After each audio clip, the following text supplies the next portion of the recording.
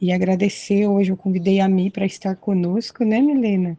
A Milena, ela tem um projeto muito especial também de estudar a Bíblia. A gente já estudou a Bíblia juntas e agora ela vai participar com a gente dessa jornada. E eu queria te convidar para fazer uma oração, Mi, se você puder. Pode deixar a câmera fechada mesmo, orar pedindo a bênção e a presença do Espírito Santo nesse estudo que nós vamos fazer. Tá bom. Eu vou deixar a câmera fechada para o meu marido ficar aqui do lado, fazendo devocional. Vamos Tudo orar. bem. Meu Deus, amado Pai, obrigada, Senhor, porque o teu povo tem se levantado para ensinar a tua palavra. Obrigado porque o Senhor tem nos abençoado para também levar a mensagem às outras pessoas. Envie seu Santo Espírito para estar conosco neste momento. Que o Senhor fale pela tarde, que o Senhor fale pelas pessoas que vão ensinar aqui. Em nome do Senhor Jesus. Amém. Amém. Então, hoje nós chegamos, olha aí, ao quinto dia. Tá passando rápido, né, gente? Na realidade, sim, nós vamos um pouquinho cada dia, né? Ontem nós estudamos sobre a circuncisão de Jesus, sobre a apresentação de Jesus no templo e sobre o primeiro encontro, primeiro assim, né? O encontro que Jesus teve com Simeão e com Ana. Então, nós vimos que, embora Jesus fosse rei do universo, ele se submeteu à circuncisão. O que que significava a circuncisão, né? Naquela época. A circuncisão representava a admissão da pessoa aos privilégios e às responsabilidades que estavam relacionadas à aliança. Então, era como se Jesus, já participando desse momento da circuncisão, ele já estivesse admitindo tanto os privilégios quanto a responsabilidade da aliança que ele estava fazendo com Deus, né? Era um compromisso de obediência. E nós vemos também que os seus pais, em tudo, desde quando foi anunciado que Jesus ele seria concebido, que desde esse momento José e Maria eles sempre demonstraram uma devoção e demonstraram obediência às orientações de Deus. A gente vê, por exemplo, que eles foram para Belém de Judá, depois o anjo apareceu. Daí a gente vê que participou da circuncisão, participou da apresentação do templo, depois o anjo aparece, fala para eles irem para o Egito, eles vão, ficam lá por um tempo, depois o anjo aparece e fala para ele voltar, para sair do Egito, né? Enfim, então a gente vê essa devoção de José e Maria em todos os momentos. Então, a circuncisão, ela aconteceu no oitavo dia e a apresentação aconteceu quando Jesus tinha 40 dias, conforme as leis, né? Nós vimos ontem, por exemplo, que os meninos eles eram apresentados com 40 dias e que as meninas eram apresentadas com 80 dias.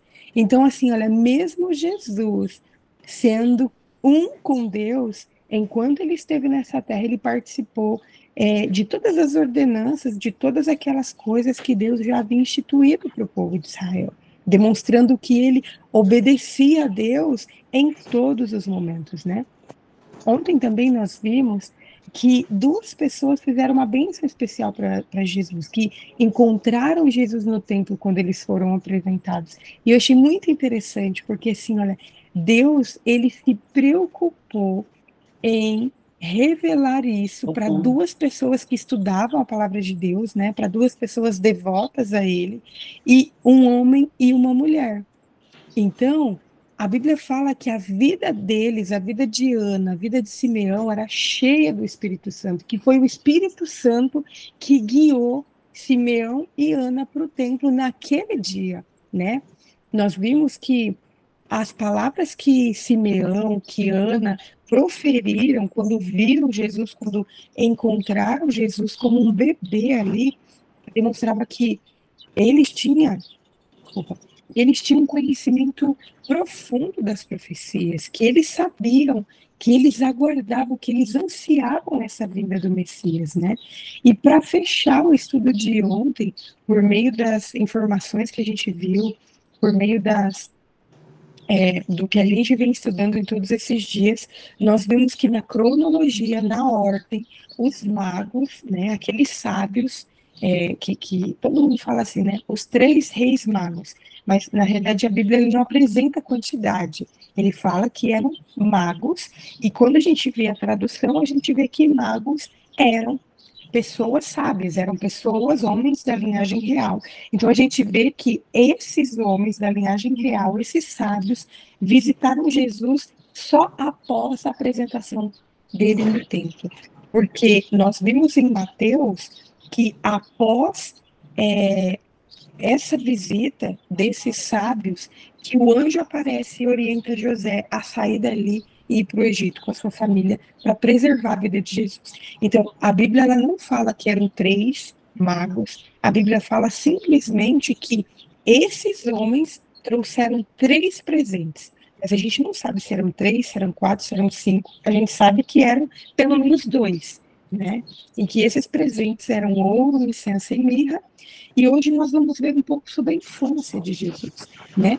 Na realidade, assim, a Bíblia ela não apresenta muitas informações sobre a infância de Jesus, mas o que apresenta é riquíssimo. E a gente vai ver em Lucas, capítulo 2, versículo 39 a 52. Tá dando para entender a minha voz, que eu tô falando, porque eu tô bem rouca hoje.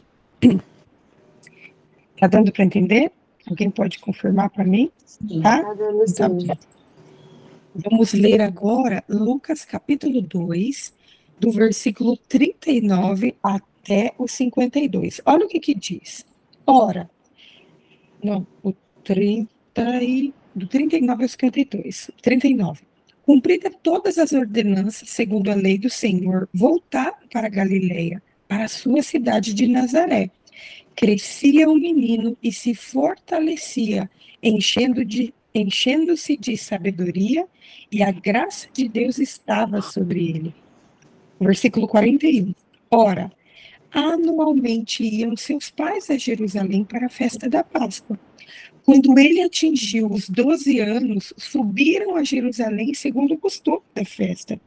Terminados os dias da festa, ao regressarem, permaneceu o menino Jesus em Jerusalém, sem que seus pais o soubessem. Pensando, porém, estar ele entre os companheiros de viagem, foram caminho de um dia, e então passaram a procurá-lo entre os parentes e os conhecidos. E não tendo encontrado, voltaram a Jerusalém à sua procura.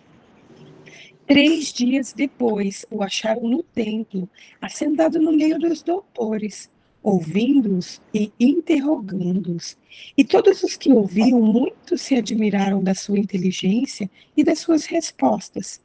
Logo que seus pais ouviram, ficaram maravilhados, e sua mãe lhe disse: Filho, por que fizeste assim conosco? Teu pai e eu, aflitos, estávamos à tua procura.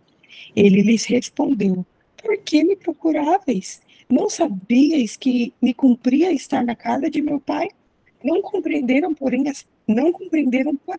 as palavras que lhe dissera. E desceu com eles para Nazaré, e era-lhes submisso. Sua mãe, porém, guardava todas essas coisas no coração. E crescia Jesus em sabedoria, estatura e graça diante de Deus e dos homens. Então, o texto já começa falando que Jesus ele cumpriu todas as ordenanças instituídas na lei de Moisés. Quando a gente viu ontem, por exemplo, ontem e anteontem, né, que nós vimos sobre os rituais que ele participou, da circuncisão, quando nós vimos, por exemplo, da apresentação no templo, a gente vê ali que o anjo apareceu para José e deu orientações para que José fosse para o Egito, porque Herodes queria matar Jesus logo depois daquele momento, né? Então a gente vê que José e Maria eram pessoas que estavam dispostas a obedecer todas as palavras de Deus, inclusive mesmo sabendo que Jesus era o Filho de Deus, mesmo sabendo que Jesus era aquele prometido, eles tiveram o cuidado de cumprir todas as ordenanças que foram instituídas na lei de Moisés, que eram vigentes naquela época. Então, e fala que ele voltou do Egito, né? O livro de Lucas, na realidade, ele não apresenta nem as informações sobre a visita dos magos e nem sobre a fuga da família de Jesus para o Egito, mas nós podemos estudar em Mateus que isso aconteceu.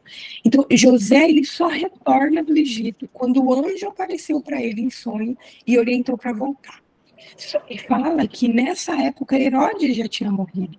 Só que o seu filho, que se chamava Arquelau, ele continuava, ele estava no poder, né? Então nós vimos em Mateus que José, ele não se sente seguro de ficar ali, próximo a Jerusalém, ali naquela província onde Arquelau ele dominava. Então fala que o anjo apareceu para José em sonho e orienta José a se mudar para Nazaré. E quando a gente faz uma pesquisa para saber a distância, por exemplo, de Jerusalém a Nazaré, porque assim, Belém da Judéia ficava a 12 quilômetros de Nazaré, de Jerusalém, mas Nazaré ficava a 100 quilômetros, então era uma viagem longa. E eu não sei se vocês perceberam, mas assim, eu estudando sobre isso, eu fiquei pensando que desde o momento que Jesus é anunciado para Maria, que eles começam a ser tirados da zona de conforto. E naquela época não era muito comum isso de ficar mudando, né? Porque não tinha carro de mudança, não tinha carro, era tudo a pé. Então a gente, só um parênteses assim, que isso me chamou muito a atenção. Porque assim, olha, o anjo aparece para Maria falando que Maria ia ficar grávida.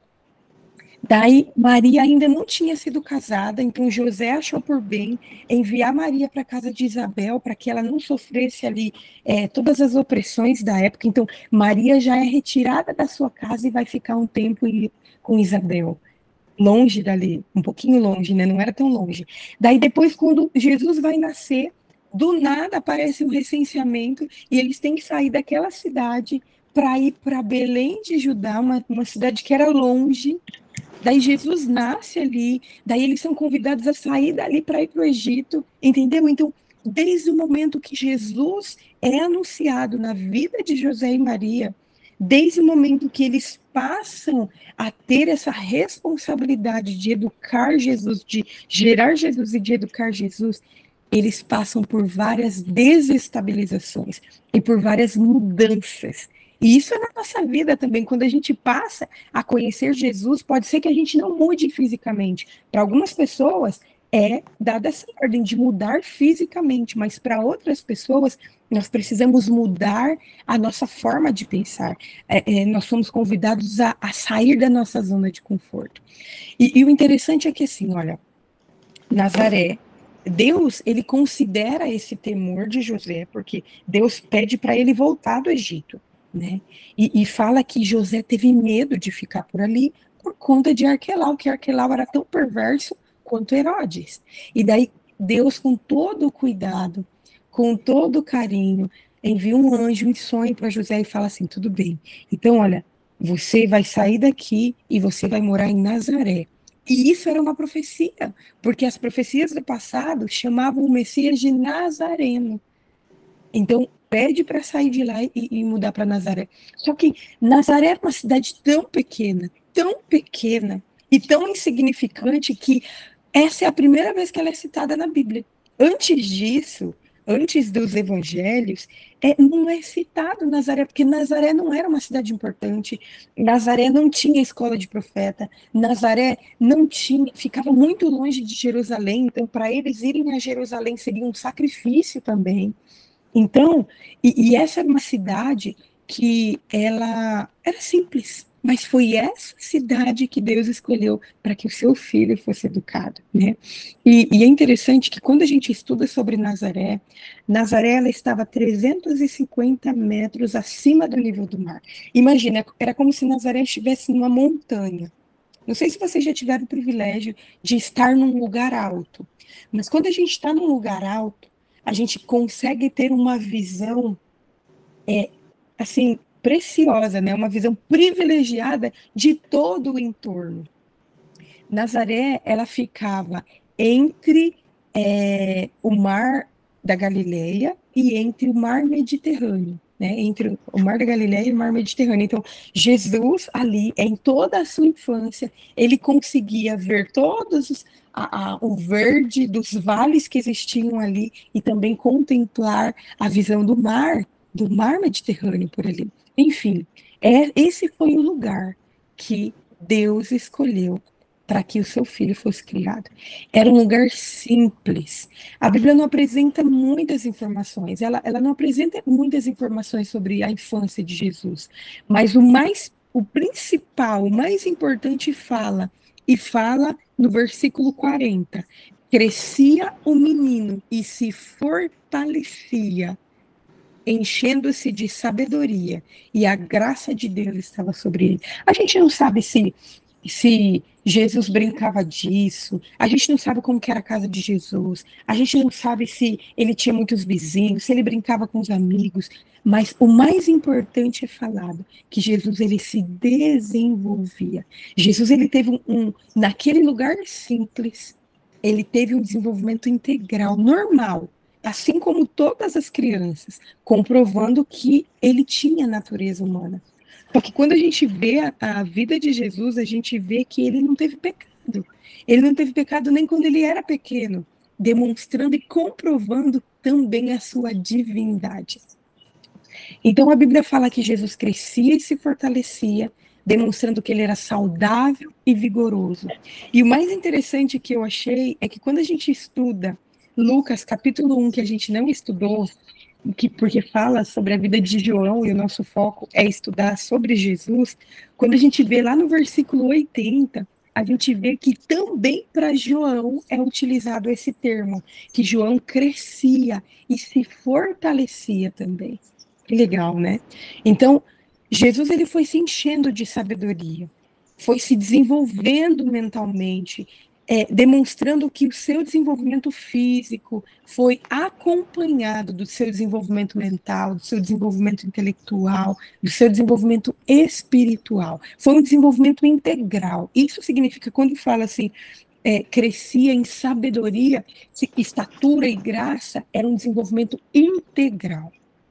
Então, quando a Bíblia fala, no versículo 40, que Jesus ele crescia em graça, significa que ele crescia diante da aprovação de Deus. E depois disso, não é apresentado mais nada sobre a infância de Jesus. Então, fala simplesmente do seu desenvolvimento, que ele crescia. Ele estava num lugar simples, mas ele se desenvolveu integralmente. E daí depois, é como se fosse assim, um salto, né? Passa a falar de Jesus no templo. Então, assim, olha, a gente já viu que José e Maria eram pessoas muito devotas a Deus. Naquela época, apenas os homens eles eram obrigados a participar das 3 festas anuais em Jerusalém. Quais que eram essas festas? A Páscoa, o Pentecoste e a festa do Tabernáculo. A mulher ela não era obrigada a ir, né? Ela não tinha essa exigência de comparecer. Só que a gente vê que Maria era uma pessoa que demonstrava uma devoção e uma obediência tão grande que ela se disponibilizou a ir. Etna levantou a mão, pode falar? Deixa eu ver se eu entendi. A Páscoa não aconteceu depois de Jesus? Ela já existia antes? Já. A Páscoa, na realidade, Etna, olha que interessante, Etna. A Páscoa ela foi instituída na libertação do povo de Israel para Canaã. Foi a primeira instituição da Páscoa. Então, quando Deus ele foi livrar o povo de Israel lá do Egito, então assim, ó, só vamos pensar cronologicamente. José, um dos filhos de Israel, foi vendido como escravo por seus irmãos. Então ele foi para o Egito, né, ser um escravo lá. Depois houve aquele período de fome muito grande. Então a família de José toda desce para morar lá. E Deus prometeu para Jacó que em um momento livraria a família dele, que a família dele inteira sairia de lá para Canaã, que era onde eles estavam morando. Só que esse período durou 400 anos. E nesse período todo, aquele povo de Israel, eles foram escravizados. E foi nessa época que Moisés nasceu. Moisés nasceu num período em que tinha ali o decreto de morte para os meninos, só que a sua mãe conseguiu ali não matar o seu filho, né? E colocou ela no cestinho, é aquela história, e a filha de Faraó adota Moisés. Beleza. Moisés ele foi criado pela mãe por 12 anos, depois ele passa a ser ali criado no palácio de Faraó, para ser o sucessor de Faraó. Só que, sabendo da obrigação que ele tinha para com seu povo, ele tentou fazer justiça com as suas próprias mãos. Só lembrando da história, né? E daí fala que ele mata um egípcio quando o egípcio estava batendo num hebreu. E com medo disso, ele foge para o deserto, ele foge para Midian, né? E daí ele ficou ali por 40 anos. E quando ele estava ali sendo pastor de ovelhas, Deus aparece para Moisés e convida Moisés para libertar o povo de Israel. E Moisés, depois de muita relutância, ele vai. Ele vai para lá juntamente com Arão, e eles tentam de todas as formas tirar o povo de Israel do Egito, só que o faraó relutava. E daí Deus foi mandando as 10 pragas, né? E a última praga era a morte dos primogênitos. Então, nesse período, para ensinar o povo de que um dia Deus daria o seu primogênito para resgatar o povo de Israel, foi instituída a primeira Páscoa. Então, o que o povo tinha que fazer? No 14º dia, eles tinham que separar um cordeiro e eles tinham que sacrificar aquele cordeiro no 14º dia, e à noite, ou seja, no início do 15º dia, eles tinham que comer esse cordeiro com a sua família. Se o cordeiro fosse muito grande, eles tinham que chamar outras pessoas. E essa foi a primeira Páscoa, porque depois deles comerem esse cordeiro, eles foram libertos do Egito. E eles passaram a caminhar rumo a Canaã. Então, essa foi a primeira instituição da Páscoa. 14º dia a partir do quê? 14º dia de quando nasceu era um uma mês, era um mês que se chamava mês de Nisan. Ah, beleza.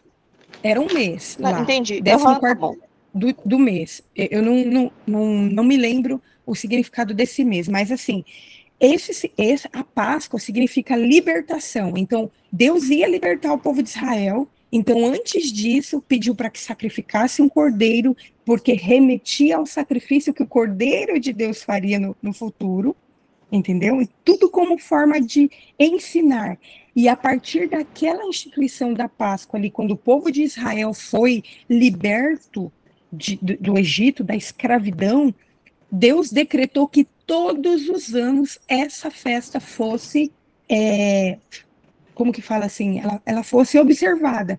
Então, todos os anos, a festa da Páscoa, a festa do Pentecoste e a festa do Tabernáculo eram feitos desde essa época da libertação do povo de Israel, para relembrar. O objetivo era simplesmente relembrar que Deus havia liberto o povo de Israel. Então, nessa época de Jesus, mesmo depois de todo esse tempo, eles ainda observavam essas festas. Então, todos os anos, essas pessoas, elas tinham essa oportunidade de relembrar essa libertação que o povo tinha feito, que Deus tinha feito do povo de Israel. A festa do Pentecoste também, eles faziam? Assim como a festa da Páscoa? Todas. Eram 3 festas anuais. A Páscoa, o Pentecoste e a festa do Tabernáculo. Depois eu posso trazer para vocês o significado de cada um e quando que foram instituídos. Mas assim, todos os homens de Israel, todos os judeus eram obrigados a irem a Jerusalém. E o Templo de Jerusalém foi feito na época de Salomão, né? Então todos eles eram obrigados a ir ao templo. E lá nesse tempo era feito todo aquele ritual que foi instituído no deserto. Então, a festa durava 21 dias. Era como se fosse a libertação do povo de Israel mesmo. Então, no 14º dia, era, na verdade, do 14º ao 21º, não eram 21 dias. Então, no 14º era sacrificado um cordeiro. Depois começava a festa dos pães asmos, onde eles não comiam nada com fermento, relembrando que o fermento na época do povo de Israel, significava ali a contaminação do pecado. Enfim, então nessa época, mesmo depois de muito tempo, eles ainda observavam essas festas, relembrando ano após ano quem que tinha libertado o povo de Israel da escravidão. Eu acho muito Mas a interessante, festa porque assim, do Pentecoste era do jeito que foi lá em Atos 2, que o Espírito Santo derramou e eles falaram em línguas, ou não, era diferente? não, diferente, porque a promessa do Espírito Santo Consolador vem apenas após a morte de Jesus. Então, assim, olha, Jesus, ele, na realidade, assim, eles relembravam as coisas, eles já faziam menção ao que ocorreria no futuro, mas o Pentecostes, como ocorreu em Atos, só foi em Atos, depois que Jesus morreu. Porque daí a atuação do Espírito Santo passou a ser mais efetiva nesse. Não que antes não existia, né? Porque a gente vê que já Ana e a gente já vê que em Simeão a atuação do Espírito Santo ali já estava na vida deles, né?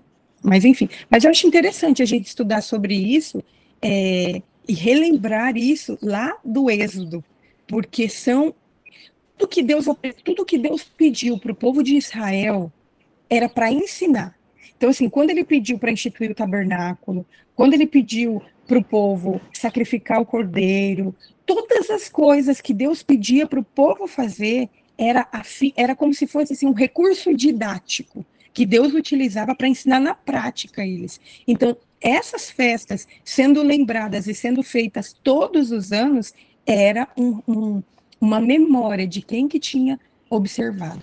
E é interessante que assim, ó, o povo judeu, embora eles tenham uma crença um pouco diferente em relação ao Messias, porque eles não acreditam que o Messias já veio, eles ainda aguardam a vinda do Messias. Eles, todos os anos, eles fazem essas festas também, relembrando. Eles têm esse remember, né? De todos os anos relembrar quem libertou eles do Egito.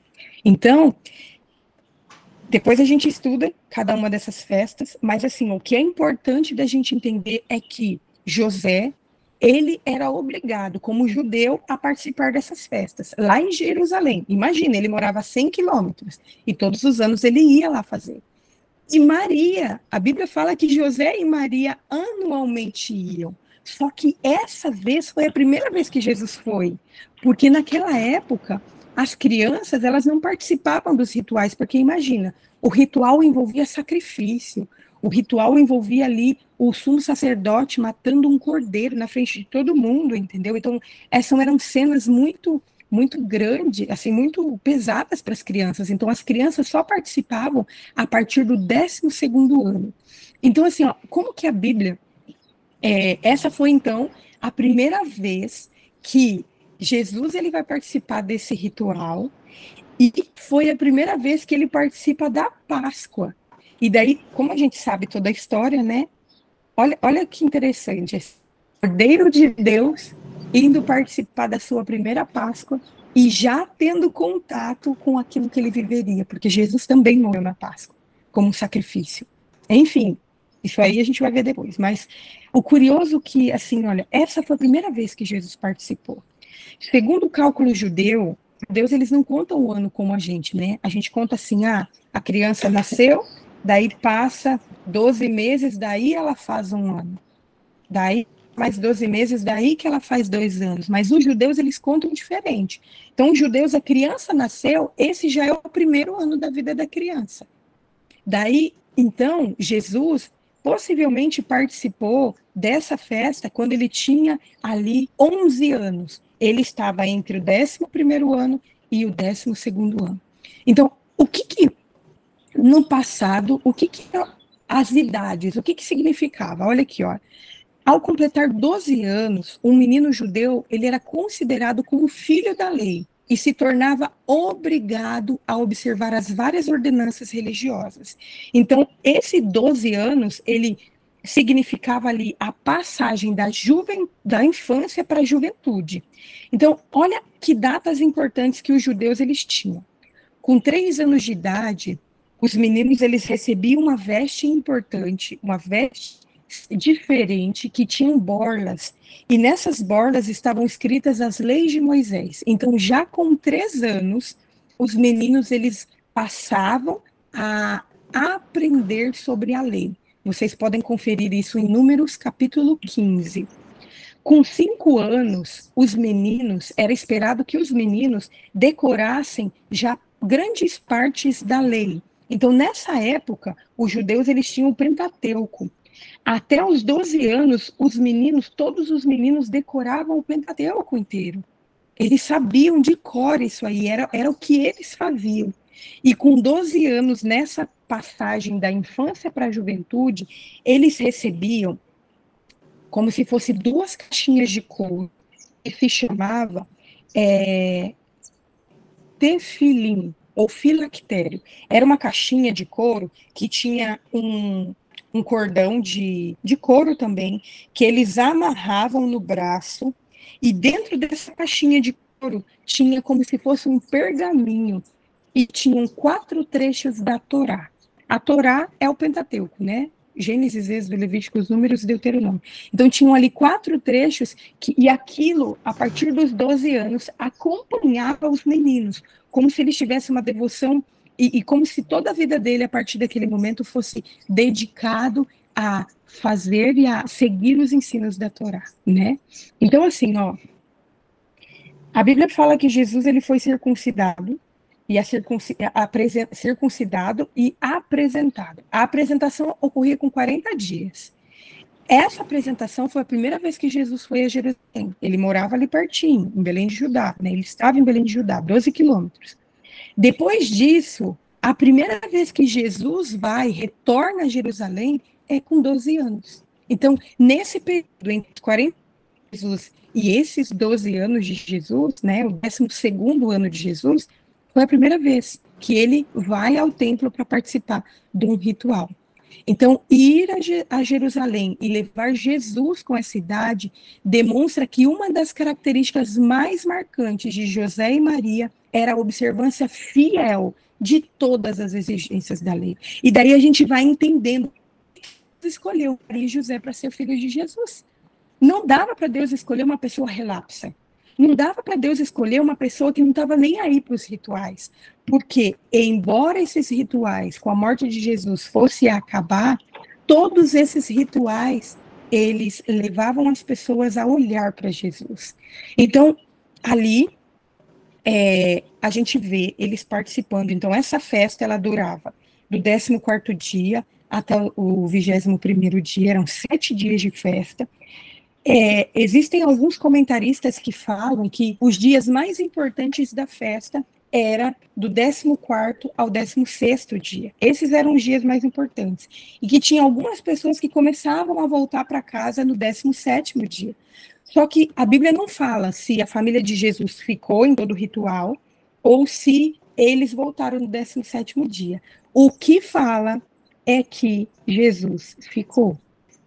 Isso é o que fala. Então, olha o que o livro Desejado de Todas as Nações fala. Quando Jesus visitou Jerusalém e participou de todos aqueles rituais, ele percebeu que ele era o Filho de Deus. É como se ele olhasse para aquele cordeiro, como se ele olhasse para todos aqueles rituais e ele compreendesse na prática tudo aquilo que ele teria que fazer pelo povo. E a partir daquele momento ele passou a ansiar, compreender mais, e foi por isso que a sua família voltou para Nazaré e ele ainda ficou, porque Jesus, ele queria aprender. E a Bíblia fala que Maria e Jesus, terminado ali os rituais, que eles foram a Jerusalém, voltaram para Nazaré, no caminho de um dia. E assim, eu fiquei pensando, né, porque hoje em dia a gente sair de um lugar sem o filho demonstra irresponsabilidade. Só que quando a gente vai ver a história, sem cometer anacronismo, né? Na história do passado, os homens e mulheres não viajavam juntos. Eles viajavam em grupos e as mulheres normalmente ficavam na frente. Então, as mulheres quem puxavam a fila, né? A gente pode ver isso, por exemplo, na história de Jacó, quando ele volta, né, e que ele divide ali as suas mulheres e coloca as suas mulheres para ir primeiro. Então, é como se fosse assim, olha, Maria saiu primeiro, daí Maria está pensando que Jesus está com José, e José está pensando que Maria está com Jesus, que Jesus está com Maria. Então, isso acontece com quem é mãe, com quem é pai. E daí fala que eles saíram. E também demonstra o quanto que José e Maria confiavam em Jesus, a ponto de saber, assim, olha, Jesus ele é obediente, ele não vai fazer nada demais, né? Enfim. Então, eles saíram. E a Bíblia fala que eles caminharam o caminho de um dia. Naquela época, a pessoa, o máximo que ela conseguia andar por um dia era 24 quilômetros. Imaginem vocês, Maria e José, andando por 24 quilômetros e só então tendo a ideia de que Jesus não estava com ele. E daí a Bíblia fala que eles passaram a procurar entre os parentes, entre os conhecidos, e eles ficaram procurando por 3 dias. Eu não consigo nem imaginar a angústia que Maria e José ficaram. Porque, assim, perder um filho por 5 minutos no shopping já é aterrorizador, assim, já é algo terrível, a gente já pensa em várias coisas. Imagina Maria e Jesus por 3 dias procurando José. Maria e José por 3 dias procurando Jesus, né? E depois de muita busca, essa angústia terminou quando eles encontraram Jesus no meio dos doutores. E a Bíblia fala que Jesus, ele tinha ficado lá. A culpa não era de Jesus. Jesus simplesmente não tinha saído. Jesus queria tanto conhecer e tanto continuar aprendendo que a Bíblia fala que ele estava ali assentado no templo. Quando uma pessoa está assentada diante de doutores, isso significa que ele está numa atitude de aprendiz. Jesus ele queria aprender. Só que a Bíblia fala que os doutores eles se surpreendiam com as respostas de Jesus. Naquela época, o método de ensino era assim, olha, os rabinos, o que eles faziam? Eram perguntas, respostas e depois eles conversavam. Esse era o método. Não tinha recurso visual, não tinha isso, não tinha aquilo. Eles tinham a Torá, eles tinham a Bíblia e os aprendizes faziam perguntas, os rabinos davam as respostas e eles conversavam entre si. Só que a Bíblia dá a entender, quando fala assim, olha, ficaram admirados, todos os que ouviam, muitos se admiravam da sua inteligência. Dá a entender que parece que Jesus, o conhecimento que Jesus tinha ali, daquelas escrituras, das profecias, era além daquilo que os escribas e que os fariseus tinham. Por isso que todo mundo ficava admirado. E daí a Bíblia fala que José e Maria chegam, escutam aquilo, escutam aquele diálogo de Jesus com os doutores e também ficam maravilhados e depois questionam, Jesus, por quê? Porque, olha aqui o que ele fala, né? Filho, por que fizeste isso conosco? Por que não foi conosco? Daí Jesus falou assim, por que vocês estavam me procurando? Né? Não no sentido assim de malcriação, né? Mas no sentido assim, na cabecinha de Jesus, numa cabeça de juvenil, né? Ele estava pensando assim, olha, é tão óbvio que essa é a minha missão, por que vocês estavam me procurando em outros lugares? Aonde mais eu poderia estar se não aqui, aprendendo e tentando entender a minha missão? E daí, o mais interessante é que, mesmo Jesus compreendendo a sua missão, a Bíblia fala que ele foi com eles para Nazaré, porque ele lhes era submisso. Eu achei muito interessante isso, sabe? Porque Jesus ele poderia falar assim, se ele fosse uma pessoa arrogante, se ele fosse uma pessoa prepotente, ele poderia falar assim, olha, a partir de hoje eu só quero ficar aprendendo aqui, eu quero entender o meu papel como Messias e eu não volto mais com vocês para Nazaré, porque é isso aqui, eu vou ter que libertar o povo. Um dia é esse meu chamado, entendeu? Mas ele não, ele foi submisso à sua mãe e a seu pai. E aqui a gente tem duas coisas importantes que a gente pode ressaltar e depois tirar lições práticas para a nossa vida. A gente percebe que é falado que Maria, ela guarda isso no coração. Maria, ela teve o privilégio de gerar o Filho de Deus, ela teve esse chamado para gerar o Filho de Deus, mas ela não compreendia toda a sua missão. Deus foi revelando para ela pouco a pouco, Deus foi revelando para aquela família pouco a pouco, mas mesmo assim ela ia guardando como aprendizagens que a gente vai guardando ao nosso coração. Às vezes a gente é tão ansioso em querer entender todo o propósito que Deus tem para nossa vida, sabe? Às vezes a gente quer entender assim, ah, Senhor, por que que eu vim para cá? Por que que eu vou para lá? O que que o Senhor espera de mim? Mas às vezes a gente precisa, assim como Maria, ser submisso e ir fazendo as coisas conforme Deus vai falando. E aos poucos, durante a nossa vida inteira, a gente vai entendendo aquilo que Deus quer para nós.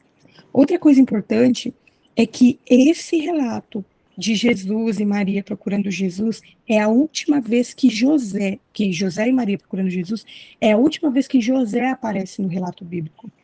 E juntando com todas as partes posteriores, a gente vê que possivelmente José morreu antes que Jesus iniciasse o ministério. Então Jesus, ele conheceu todas as dores do ser humano, inclusive a dor de perder um ente querido. E é por isso que ele é o nosso consolador em todos os momentos. Ele sabe o que é padecer. E talvez quando Jesus perde o seu pai, e no passado essa figura paterna era algo muito mais forte que hoje, né? Porque significava ali significava a orientação da família, significava ali o sacerdócio da família. Talvez quando Jesus perde o seu pai, ele passa a perceber assim, olha, não tem mais ninguém guiando. Aquele que vai me guiar é o próprio Deus, ele é o meu pai no céu. Então, a gente vê e a gente pode tirar várias lições para a nossa vida desse relato, né? Que Jesus, embora ele fosse rei do universo, ele se submeteu a várias coisas, ele se submeteu a todas as leis que Deus havia instituído. Ele era uma pessoa que estava preocupada em aprender e a compreender a missão que Deus tinha dado para ele. E nós vemos que Maria e José eram pessoas dispostas, eram pessoas devotas e pessoas dispostas a obedecer a Deus em tudo. Se Deus falava, vai para cá, eles iam. Se Deus falava, vai para lá, eles iam. O único erro de Maria e José, que é um erro que nós podemos cometer hoje, é nos contentarmos com a ideia de que Jesus está entre os nossos parentes. É nos contentarmos que Jesus está com as pessoas próximas de nós. Isso não vai fazer a diferença na nossa vida. Jesus, ele precisa estar ao meu lado. Jesus, ele precisa estar ao seu lado, entendeu? E é por isso que a gente está estudando a Bíblia todos os dias. Que a gente não perca Jesus. Que a gente não se contente com a religiosidade das pessoas que estão próximas de nós. Que nós, assim como Simeão e Ana, que nós estudamos ontem, que nós vivamos a nossa vida inteira com o objetivo de ver a revelação de Jesus com os nossos próprios olhos. Hoje a gente não pode, assim como Simeão, pegar Jesus no nosso colo, mas a gente pode conhecer Jesus por meio da palavra. Jesus está revelado aqui. E é isso que a gente tem que buscar todos os dias. Que Deus nos abençoe, que Ele nos ajude a continuar aprendendo a palavra dEle, que Ele nos ajude a continuar buscando a verdade dEle em todos os momentos, para que assim a gente continue a nossa caminhada segura de rumo a Canaã Celestial.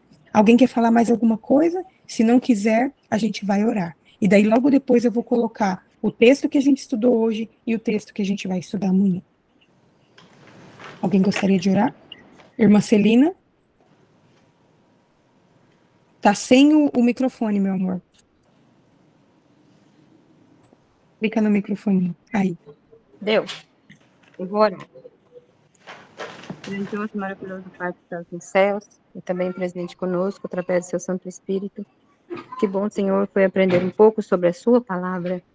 Aprender, Senhor, hoje que eu não me atentava que o mesmo lugar que José vivia foi o lugar que a região que Moisés também viveu e sofreram lá por 40 anos. Mas nós te agradecemos, Senhor, por esse estudo, por esta palavra, por aprender mais sobre ti. E que o Senhor nos ilumine, Senhor, a compreender a tua palavra, ilumina a Dai para que ela possa continuar com esse programa maravilhoso.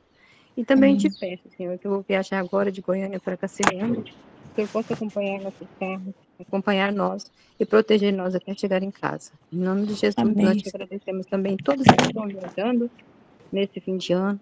Proteja nossa família, todos os que estão aqui, Senhor, todas nossas irmãs. E muito obrigado, Senhor, por participar com elas da tua palavra. Em nome de Jesus, eu te agradeço. Amém. Amém, Senhor. Amém. Queridos, um abraço, que Deus abençoe e que a gente continue nos enchendo da palavra de Deus para sermos cheios do Espírito Santo.